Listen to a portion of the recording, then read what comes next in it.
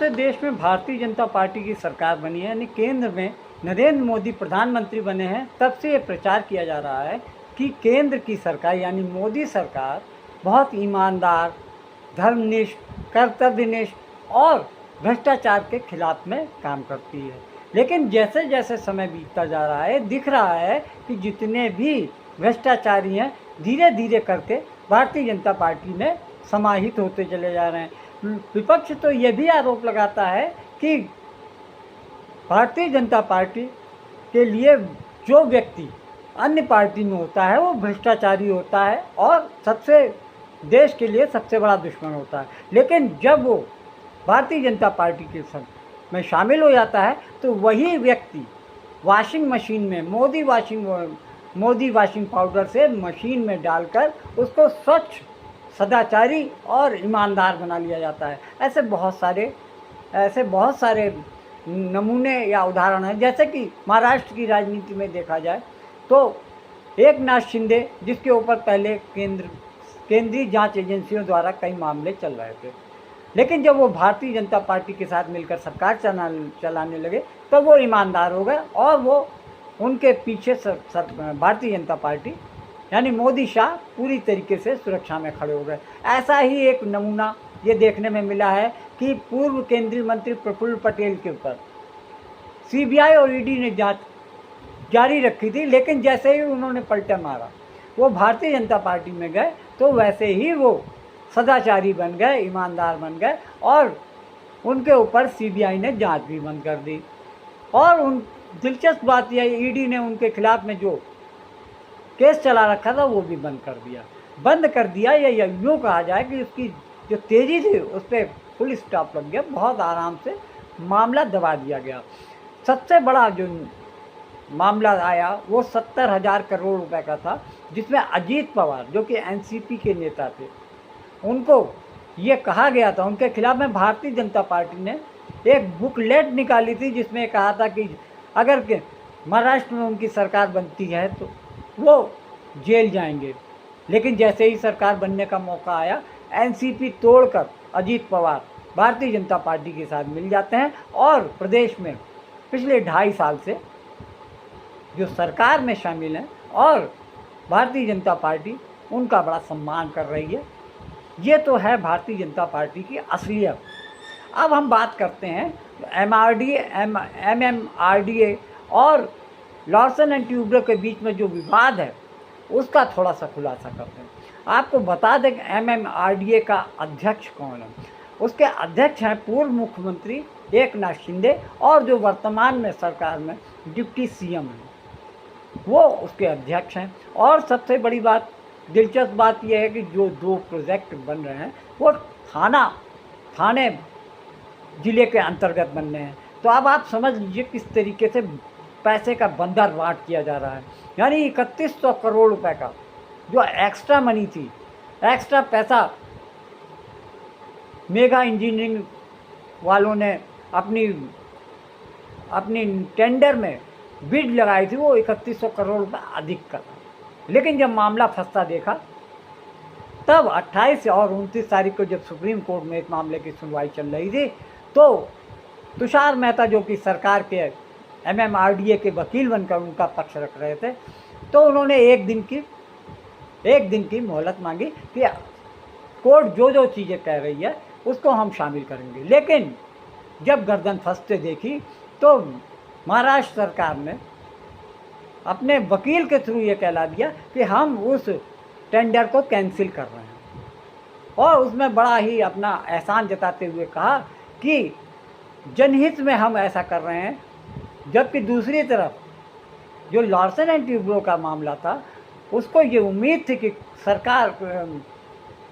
Supreme court सरकार को ये आदेश देगी कि जिसकी बिड सबसे कम थी उसको वो टेंडर मिलना चाहिए। लेकिन सुप्रीम कोर्ट ने ऐसा कुछ नहीं किया। हाँ, ये बात ज़रूर है कि रीटेंडरिंग जब भी होगी तो ये साफ है कि लॉर्सन एंड ट्यूब्रो को एक बार फिर से मौका मिलेगा।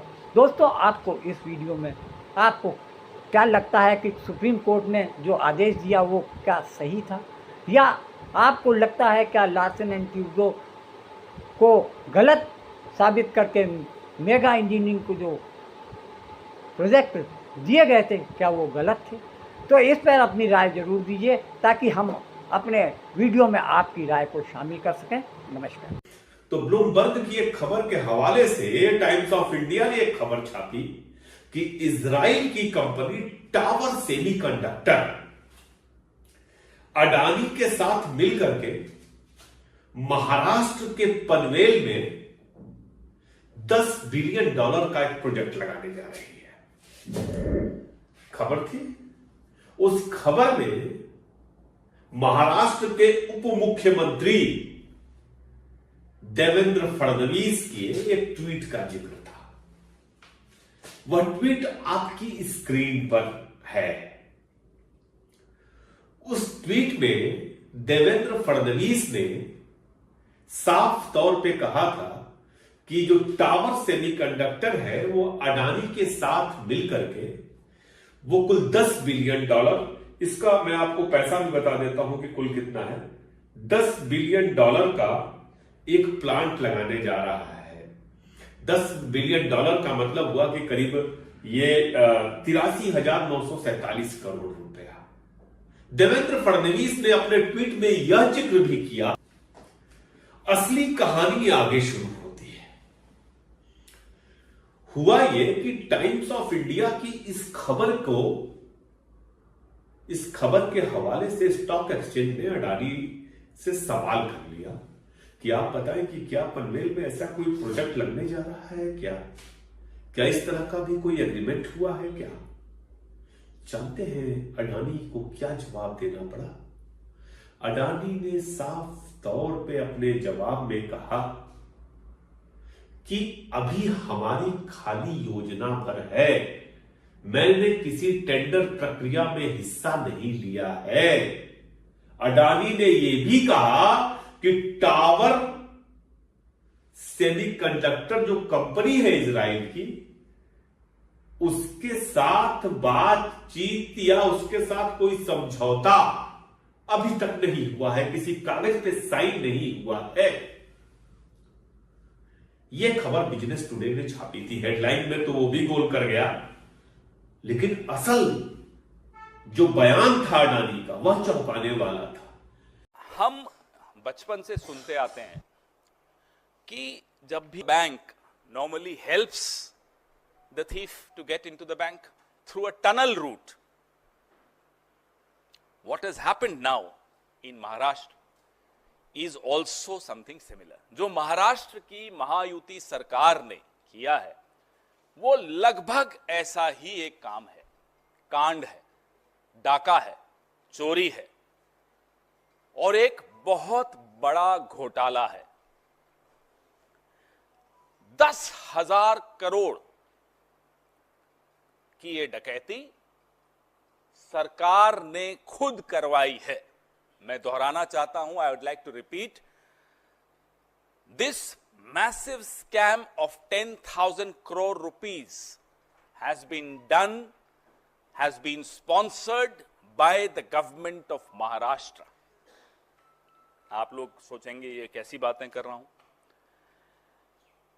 और ये 10,000 करोड़ महाराष्ट्र के हमारे मराठी भाइयों के, हमारे मारवाड़ी भाइयों के, हमारे गुजराती भाइयों के, हमारे तमाम लोग जो महाराष्ट्र के टैक्स पेयर हैं, मेहनत करते हैं, पसीना बहाते हैं, उनकी कमाई से 10,000 करोड़ लूटा गया, सरकार द्वारा लूटा गया। आज हम एक ऐसे स्कैम के बारे में आपको बताने जा रहे हैं जिसका किसी भी बड़े न्यूज़ चैनल में इस बात की चर्चा नहीं हुई, डिबेट नहीं हुई, जबकि हजारों करोड़ रुपए के घोटाले से संबंधित है।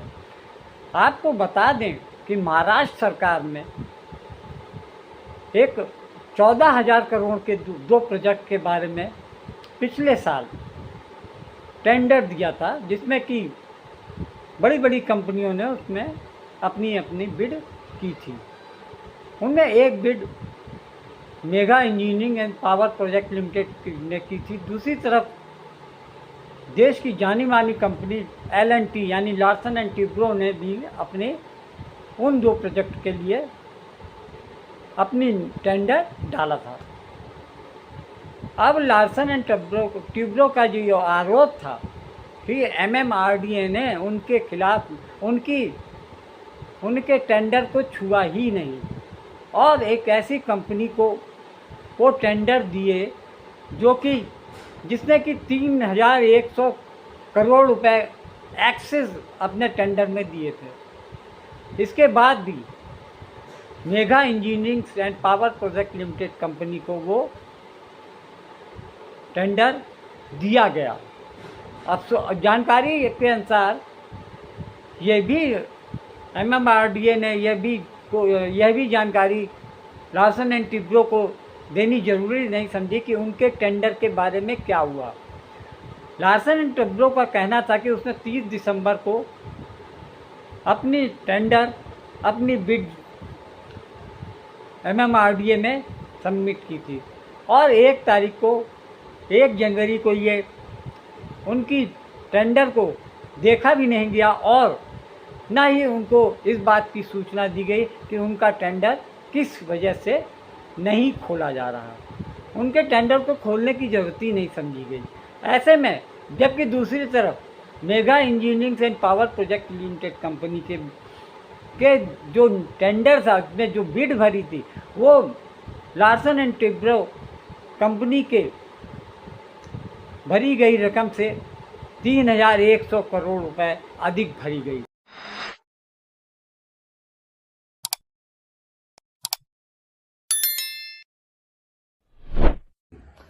फ्रेंच कंपनी सिस्ट्रास के माध्यम से जो है बहुत गंभीर आरोप जो है वो MMRDA के ऊपर और उनके अधिकारियों के ऊपर लगाए गए हैं। आपको पता ही होगा भ्रष्टाचार के मामलों के ऊपर बहुत बड़े पैमाने पे वहाँ पे जो है वो प्रोजेक्ट की कीमत बढ़ाने के लिए हरासमेंट के ऊपर से उन्होंने कहा है, जो उनकी पेमेंट है उसको डिले करने का काम किया है, जो अंडू फेवरिज्म है उसके ऊपर उन्होंने बात की है।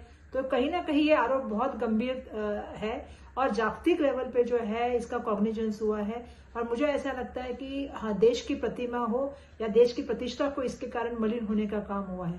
तो हम ये अपेक्षा करेंगे कि राज्य के मुख्यमंत्री जो स्वच्छ और पारदर्शी कारोबार की बात करते हैं और देश के प्राइम मिनिस्टर जो हमेशा कहते हैं कि न खाऊंगा न खाने दूंगा, इस पूरे मामले की जांच करें क्योंकि इतना गंभीर आरोप इसमें लगा गया है जिसमें लाजखोरी और भ्रष्टाचार की बात की है। तो मुझे लगता है कि इस प्रकरण की पूरी चौकसी होनी चाहिए। तब तक वहां के अधिकारियों की जो है वो बदली होनी चाहिए। अगर वो अधिकारी वहां रहेंगे तो पारदर्शिता से चौकसी नहीं होगी।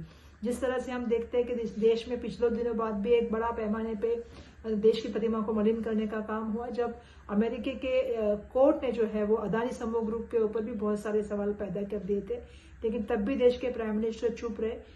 दुर्भाग्यवश ईडी, सीबीआई, इनकम टैक्स का वापर ये सिर्फ विरोधी पार्टियों के नेताओं के ऊपर बहुत होता है, जबकि सरकारी यंत्रणों का काम है कि ऐसे प्रकरण की पूरी तरह से इंक्वायरी करे। तो मैं ये चाहती हूँ कि इस पूरी प्रकरण की चौकसी हो और इसमें सीबीआई के माध्यम से चौकसी होनी चाहिए। ये भी मेरी एक मांगनी है।